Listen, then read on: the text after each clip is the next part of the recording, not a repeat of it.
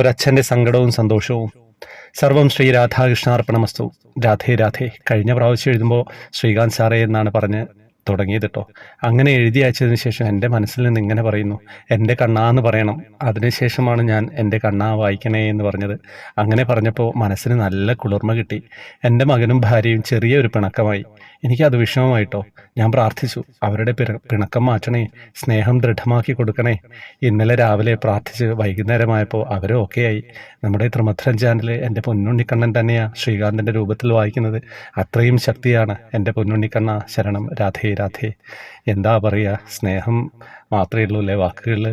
അപ്പോൾ അങ്ങനെ സ്നേഹമുള്ള വാക്കുകളിൽ, അങ്ങനെയുള്ള കുടുംബത്തിൽ അസ്വാരസ്യങ്ങളൊന്നും ഇല്ലാതിരിക്കട്ടെ. ഭഗവാനോട് പ്രാർത്ഥിക്കാം, ഒന്നും ഉണ്ടാവില്ല. അങ്ങനെയൊക്കെയാണ്. വേഗം അമ്മയും മോനും തമ്മിലല്ലേ പിണക്കം.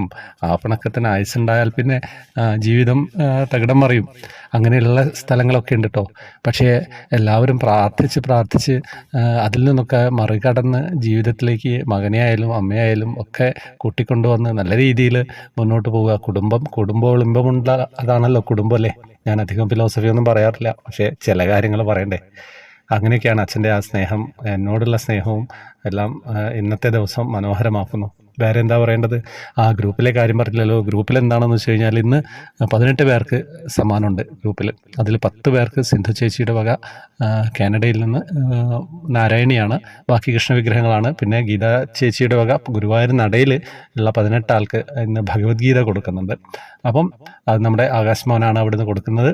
അപ്പോൾ അദ്ദേഹം അവിടെ ഉണ്ടാവും. വേറെ എന്താ വിശേഷം? ഗ്രൂപ്പിൽ വരിക, ജോയിൻ ബട്ടണിലൂടെ വരണം. ഫേസ്ബുക്കിൻ്റെ കമൻറ്റ് ബോക്സിൽ ഡീറ്റെയിൽസ് ഉണ്ടാവും. ഹരേ കൃഷ്ണ.